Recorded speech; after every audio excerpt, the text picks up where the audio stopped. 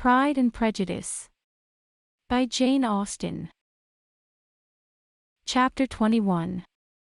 The discussion of Mr. Collins's offer was now nearly at an end, and Elizabeth had only to suffer from the uncomfortable feelings necessarily attending it, and occasionally from some peevish allusions of her mother. As for the gentleman himself, his feelings were chiefly expressed, not by embarrassment or dejection, or by trying to avoid her, but by stiffness of manner and resentful silence. He scarcely ever spoke to her, and the assiduous attentions which he had been so sensible of himself were transferred for the rest of the day to Miss Lucas, whose civility in listening to him was a seasonable relief to them all, and especially to her friend. The morrow produced no abatement of Mrs. Bennet's ill humor or ill health. Mr. Collins was also in the same state of angry pride.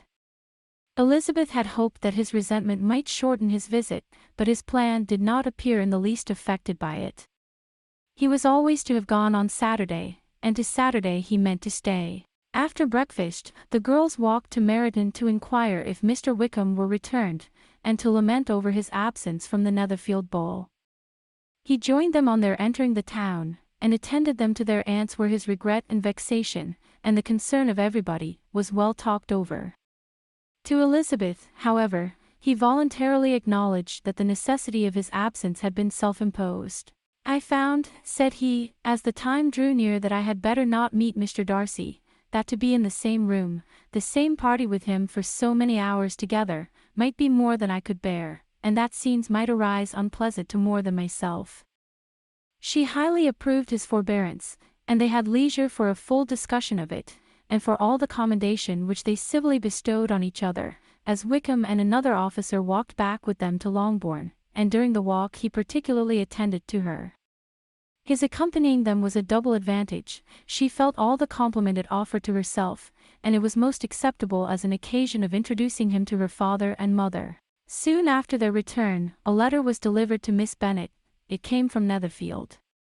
The envelope contained a sheet of elegant, little, hot-pressed paper, well covered with a lady's fair, flowing hand, and Elizabeth saw her sister's countenance change as she read it, and saw her dwelling intently on some particular passages.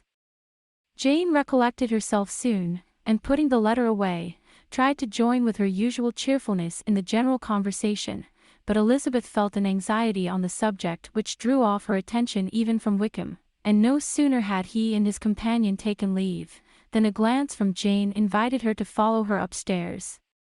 When they had gained their own room, Jane, taking out the letter, said, "This is from Caroline Bingley. What it contains has surprised me a good deal. The whole party have left Netherfield by this time, and are on their way to town, and without any intention of coming back again. You shall hear what she says." She then read the first sentence aloud, which comprised the information of their having just resolved to follow their brother to town directly, and of their meaning to dine in Grosvenor Street, where Mr. Hurst had a house.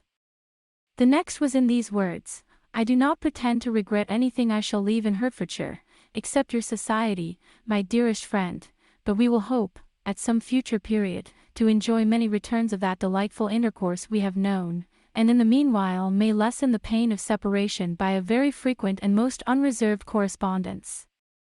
I depend on you for that."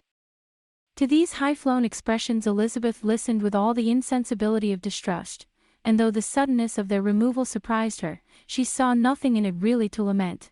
It was not to be supposed that their absence from Netherfield would prevent Mr. Bingley's being there, and as to the loss of their society, she was persuaded that Jane must cease to regard it, in the enjoyment of his. "It is unlucky," said she, after a short pause, "that you should not be able to see your friends before they leave the country. But may we not hope that the period of future happiness to which Miss Bingley looks forward may arrive earlier than she is aware, and that the delightful intercourse you have known as friends will be renewed with yet greater satisfaction as sisters? Mr. Bingley will not be detained in London by them. Caroline decidedly says that none of the party will return into Hertfordshire this winter. I will read it to you.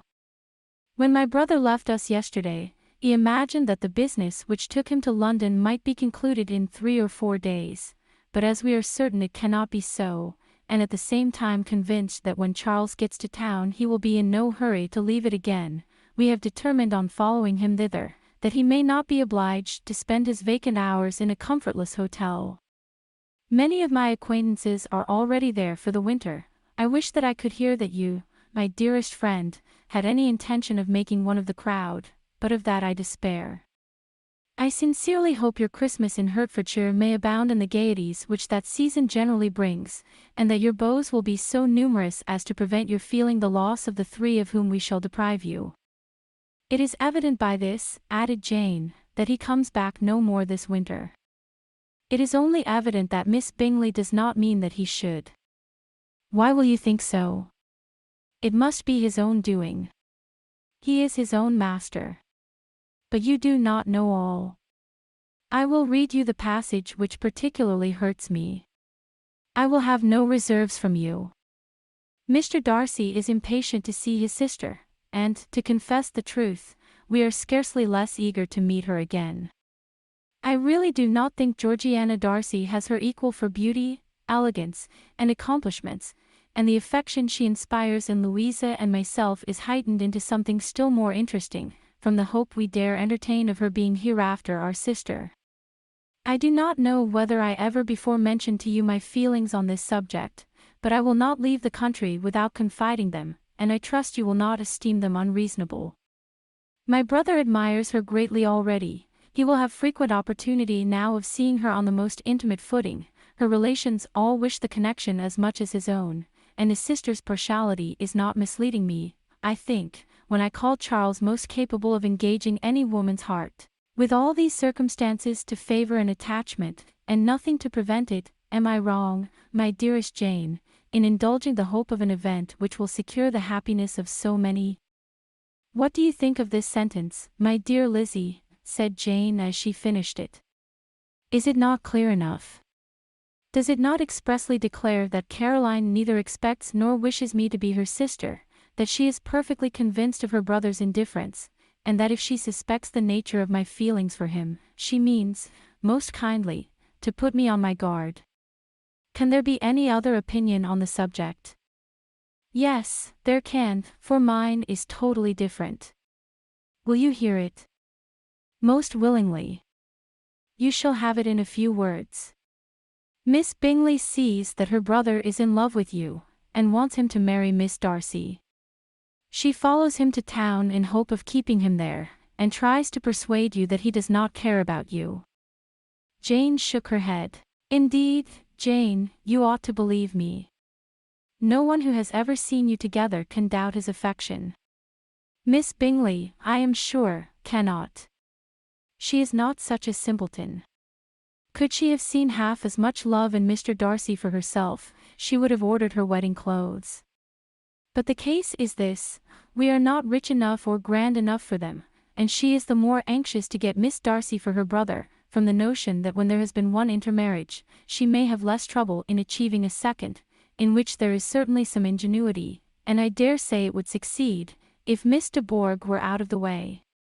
But, my dearest Jane, you cannot seriously imagine that because Miss Bingley tells you her brother greatly admires Miss Darcy, he is in the smallest degree less sensible of your merit than when he took leave of you on Tuesday, or that it will be in her power to persuade him that, instead of being in love with you, he is very much in love with her friend.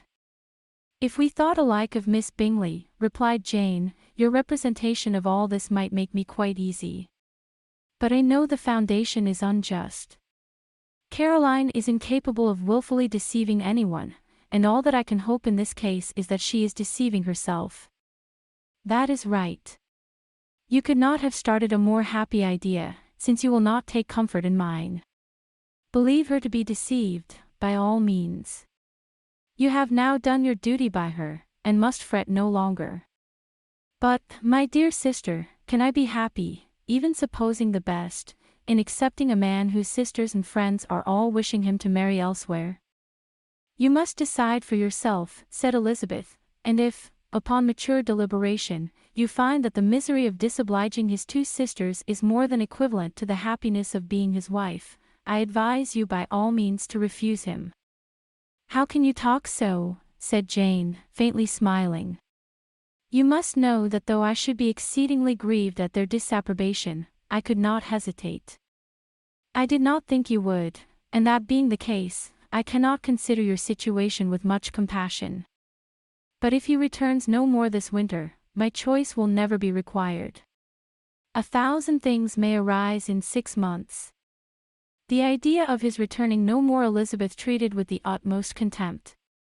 It appeared to her merely the suggestion of Caroline's interested wishes, and she could not for a moment suppose that those wishes, however openly or artfully spoken, could influence a young man so totally independent of everyone. She represented to her sister as forcibly as possible what she felt on the subject, and had soon the pleasure of seeing its happy effect.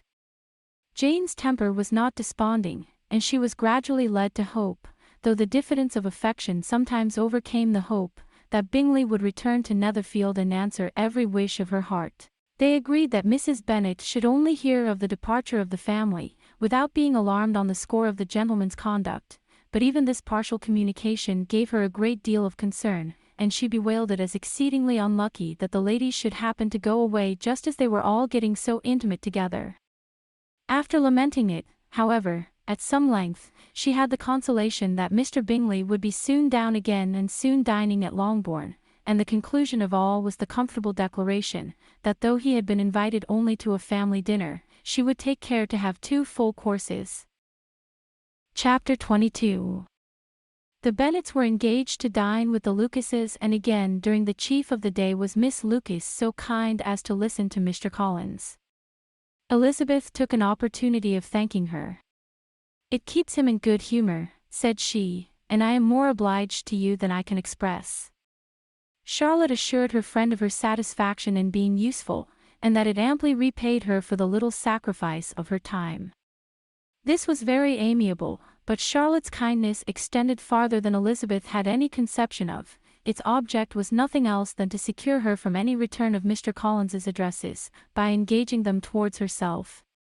Such was Miss Lucas's scheme, and appearances were so favourable, that when they parted at night, she would have felt almost secure of success if he had not been to leave Hertfordshire so very soon. But here she did injustice to the fire and independence of his character, for it led him to escape out of Longbourn House the next morning with admirable slyness, and hastened to Lucas Lodge to throw himself at her feet.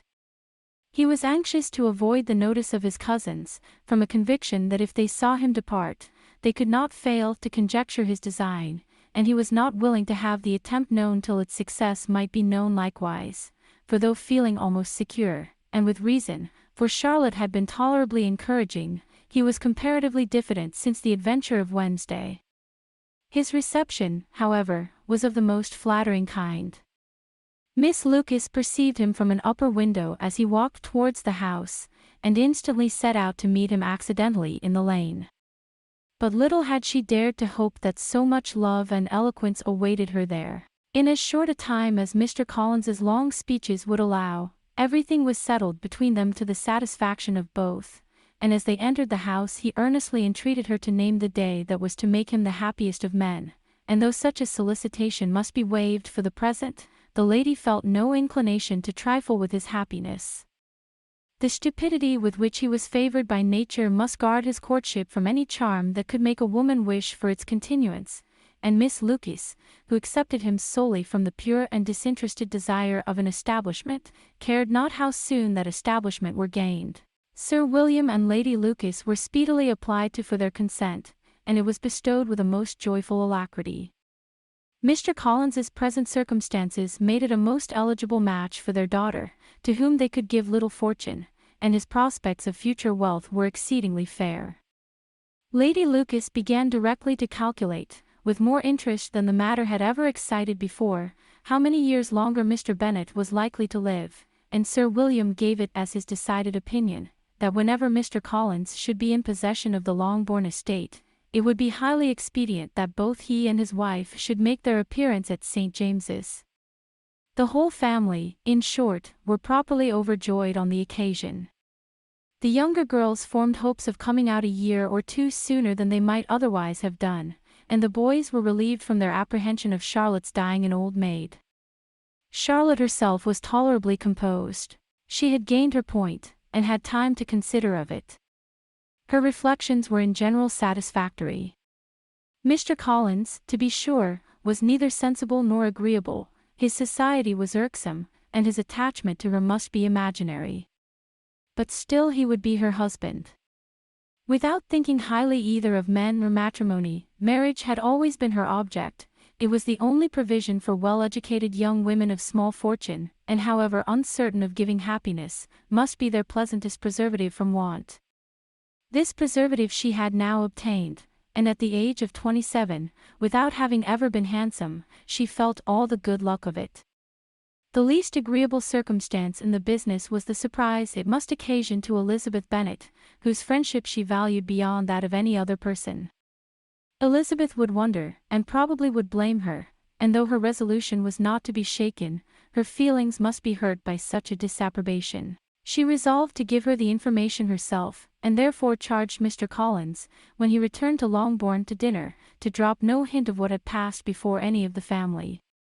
A promise of secrecy was of course very dutifully given, but it could not be kept without difficulty, for the curiosity excited by his long absence burst forth in such very direct questions on his return as required some ingenuity to evade, and he was at the same time exercising great self-denial, for he was longing to publish his prosperous love. As he was to begin his journey too early on the morrow to see any of the family, the ceremony of leave-taking was performed when the ladies moved for the night, and Mrs. Bennet, with great politeness and cordiality, said how happy they should be to see him at Longbourn again, whenever his engagements might allow him to visit them. "My dear madam," he replied, "this invitation is particularly gratifying, because it is what I have been hoping to receive, and you may be very certain that I shall avail myself of it as soon as possible." They were all astonished, and Mr. Bennet, who could by no means wish for so speedy a return, immediately said, "But is there not danger of Lady Catherine's disapprobation here, my good sir?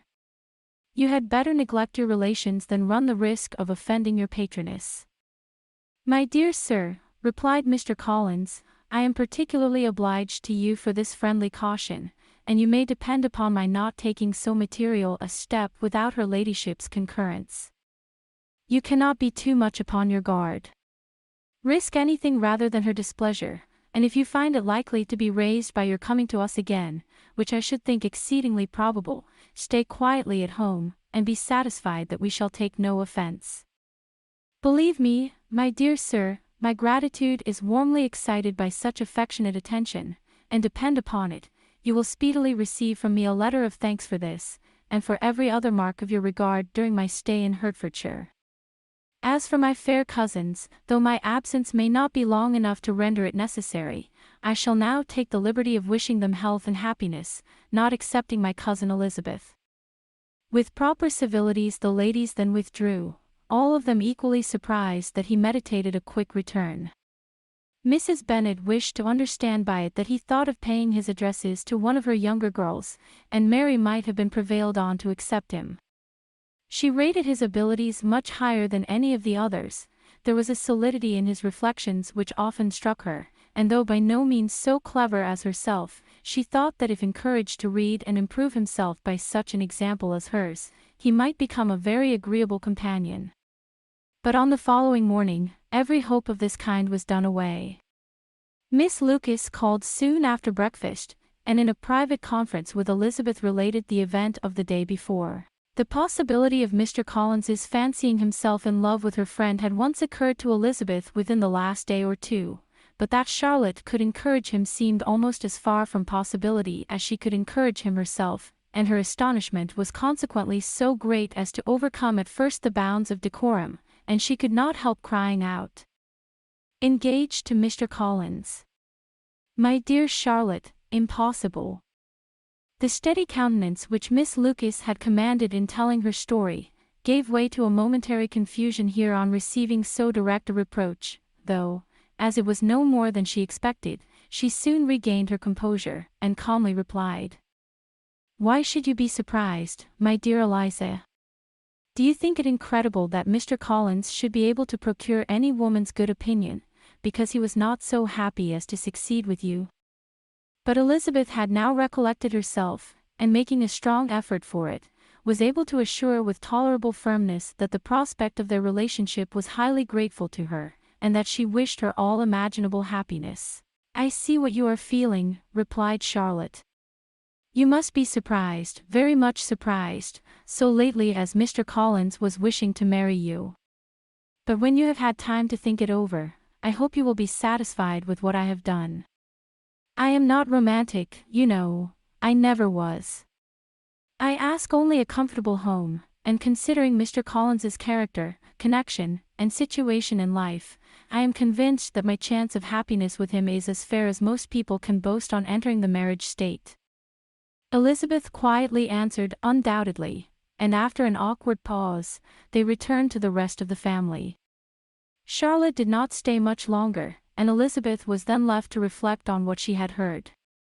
It was a long time before she became at all reconciled to the idea of so unsuitable a match. The strangeness of Mr. Collins's making 2 offers of marriage within 3 days was nothing in comparison of his being now accepted.